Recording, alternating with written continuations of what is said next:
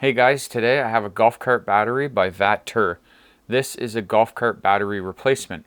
So you'll take out your old, dirty, heavy, stinky lead acid batteries and you'll put this lithium iron phosphate battery in its place. So with this lithium iron phosphate chemistry, it is going to last you a long time. I am not going to make a promise, but I will make a prediction that you will never have to replace this battery if you install this into your cart, as long as you treat it appropriately. So no charging under freezing, storing it indoors in a warm-ish environment, leaving it at about 70% state of charge when you put it away for the winter. Don't put a maintainer on these. They don't like to be held at a high voltage. So don't leave the charger on it like you would your lead acid and you'll be fine. So this is a 105 amp hour battery, which is going to get you a very long distance on your travels. So I'm going to hook this up. We're going to do a capacity test to make sure we actually get the 105 amp hours. And then I am going to, in another video, take it out, put it into my cart, and actually drive around and make sure that it can handle the peak discharge, let's say when you're climbing a hill. We have a maximum of 200 amps of discharge, and we have a peak of 400 amps for 45 seconds. And some of the items you get with this battery is you get a bag with some bolts in it and some terminal covers for when you make your connections. We have different length bolts in here as well. So if you have more battery lugs on here, then you can add more and use the longer bolts. We also get the charging connection. So this connection here, you're going to put your positive and negative on the battery. And this is a watertight click connection that connects into the battery side here, and then that way you can charge your battery. And this battery charger is 22 amps, so pretty quick charge you can do with this battery. 22 amps on 105 amp hour, you're looking at maybe 5 hours. And also you get a screen as well, and this just plugs right into the RS485 port. Once you plug that in and the battery is turned on, you can turn the screen on. And we can see here on the screen, it tells us 100% state of charge. It'll show us the current once we start driving around and discharging or charging, it'll show us as well. We have the voltage, the temperature, and our runtime. So once we actually start discharging or charging, it's going to show us a runtime. We can touch the screen here. We can actually turn off discharging. So let's say you wanted to safe out your cart for the night and you don't want anybody to be able to run it. You can just hit the off, and then that way, unless they know to come on here and turn on discharging, they're not going to be able to run the cart. So we can turn that back on. There we go, it's back on. And we have some more temperature readings here. And then on the last page here, we have the different cell voltages. You can also just click on the power button here to switch between the screens. So this battery also comes with Bluetooth. So let's bring that up now and see what that looks like. So you can see there at the top, we have the amperage. It'll show us once we're drawing or charging. And then we also have the temperature readout, the voltage, and all the different cell voltages. Now you can see here, cell number 5 is a little bit low. But thankfully the BMS does balancing and it will fix that deviation over time. After we do our first discharge and charge, we should see already a difference in that cell voltage. So that doesn't concern me too much. This BMS has balancing, which is great. So let's get to that discharge test and we'll see what the results of that are. And the discharge test is done and we have an impressive 109.866 amp hours. Almost 110 amp hours out of the 105 stated amp hours that this battery has. So we actually really succeeded pretty well here on the discharge test. So next, let's open it up, take a look inside. And taking a closer look at the battery, we have the brand name on the side. We have the terminals here, positive terminal, on-off switch, the Bluetooth, which is nice because they actually have an antenna on the outside of the case, which is going to give better reception. We have an RS485. We have a vent. So in the unlikely event that pressure builds up inside of this enclosure, it can vent out any gases or anything out of this little port here. And we have a P negative.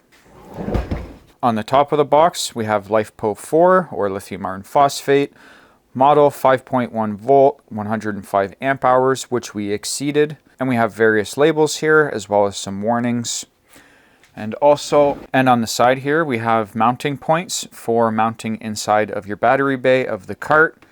And it looks like we have a couple of QC pass stickers here on the battery, so that's nice to see. We also have these very rugged handles here for lowering the battery down into the compartment. And it looks like there's some Phillips screws around the top perimeter of the case. Let's take that off and have a look. And around the perimeter, we have a stainless steel screw with a washer and a lock washer built right into the bolt. And from what I can see inside of here, it looks like we do have a rubber gasket that runs the perimeter of the battery. Okay, and we have the top of the battery case here. And on the top here, we have a protection cover, and we also have a gasket running the perimeter of the battery. So, I think I just need to take these off here. Oh, very nice. So looking at the build quality of this battery, we have a flexible bus bar going down to the BMS. This is going to be first cell negative, which is then seriesed over to the next cell, seriesed over, continues all the way through up until this point here, which jumps over, which makes this pack here is 24 and this pack is 24. And then we have our connections running through. So it looks like they screwed down the bus bars here and then laser welded them. And you can see we have the hump here in the middle for expansion and contraction. I can see in between each cell we have separation, as well as there is a strip of epoxy board running down the center here. I can see we have epoxy board down the sides, and we have epoxy board in the back. So all around the perimeter and down the center is epoxy board, and it looks like we have neoprene in between each cell. So you can see also we have two temperature sensors. We have one here, and we have one here, which I will test in a few minutes. Every individual bounce lead cable is marked with their designated cell number. The cells, let's check out and see if we can't get a brand on the cells. Green, we have Eve cells, and they were manufactured on January 6, 2024. So they were manufactured this year. And this one was the same date. And let's just check another one. And the same date. So it looks like all these cells were manufactured same day. So let's have a look down at the BMS. So taking a look at the BMS without pulling it all out, I can see a pre-charge resistor down in here. So this has the capability of pre-charging the capacitors before sending power. Down here it looks like we have some sort of relay. And it's actually pretty nice. Like even if you look at this, how they have this here. So we have the bus bar here that's connected. And then they actually put an extra bus bar on top for the bolt, which I've never seen before. So we have the bar at the board. Then we have the bus bar running out to the relay. And then we have a third bus bar, which is sandwiching them together to take current through that over to the other side, which is actually quite amazing. I've never actually seen that. Normally they just land the bolt on top of there, sort of like how they've done up here. So you can see just how this bus bar is attached to this one and it's bolted, but down in here they actually sandwich two bus bars together, which is rather nice build quality, I must say. So you can hear the relay in there. Let's turn the battery on. Hear that good click. And then I'm going to turn the battery off. And you can hear that plunger opening back up. So there is a relay down inside of here in the BMS, which is telling it to turn on, which is pulling contacts together, which is allowing the current to go through. It's actually a very beefy way to break a contact, especially with these higher voltage batteries. It's nice to see they have that. Okay, so we are charging now with 1.4 amps. Let's turn that up to 2 amps. Let's pull off one of these temperature sensors. Wow, they used a lot of glue. I don't want to break it. There we go. They definitely didn't cheap out on the glue, which is why I don't want to take the BMS out to show you all. It's all glued and it's all professionally installed. I don't want to pull it all apart. I've no doubt they're using a fantastic BMS. Okay, let's chill this pack. Wait a few minutes for the BMS to register. Okay, there you go. We have cold temperature protection. And I heard that relay slam open once. There we go. Now we're charging again. So let's try this other temperature sensor. Okay, and there we go. We just had cold temperature protection. So we have cold temperature protection. Now let's try high temperature protection.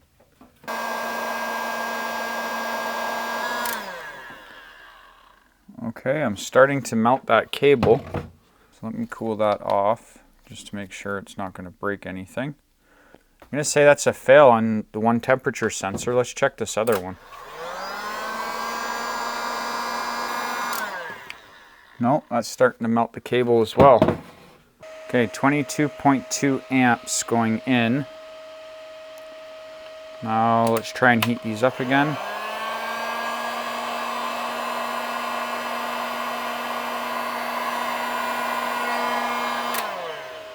Okay, oh! Now we have disconnect. That kind of made me jump a little bit hearing that contactor smack open. Okay, so we do have high. Maybe it was because the charge rate on the bench power supply was too low. Yeah, there you go. You can see now. And we're charging again. Okay, so the charge rate off the bench power supply was too low, I guess, to stop the charging. Let's try that again, just at 6 amps. Oh. Should be enough. Yeah, there we go. Okay, cold temperature or high temperature works. And there we go. Okay, high temperature works. So now what I'm going to do, I'm going to charge this battery back up to full, and we're going to check the cell voltage difference. You can see now at the bottom end, we're at 0.008, but that's what the top end should be. So I'm thinking they might have balanced this pack, not at a high state of charge, which is fine. The BMS will take over and fix it over a number of charges. But it'd be kind of more ideal if they had balanced it at a high state of charge rather than a low state of charge. But nonetheless, let's charge it up and see if the balancer will do its job and try and balance out these cells. Okay, welcome back to day 2. So we're back to fully charged with the battery, and our cell voltage differential actually came down. So it is balancing itself out. We're below 0.200, which last night we were above that. So that goes to show that the battery is balancing out. So probably after a few more discharges and charges, this battery will balance itself out, which is great. Especially too, it'll balance out a little bit faster because once it's fully charged and you start driving, as soon as you let off the gas, the regenerative braking on the cart recharges the battery. So that balances again while you're like going downhill or you come off the gas pedal. So this battery will balance itself out pretty quick. So that's going to wrap it up for this video. Check them out. I'll leave links in the description. The Vatrer battery. Not only can this be used as a golf cart battery, you could also use it in an off-grid installation as well. My thoughts are what I'm going to do is in the summertime, I can drive my cart around, and then come wintertime, I can add it to my battery bank. And that way I have a little bit extra more battery storage because you won't really be driving your cart in the snow. Well, I won't be anyways. Just a thought, multi-use, multi-purpose. So yeah, if you like the battery, check them out. Thanks for watching. Bye.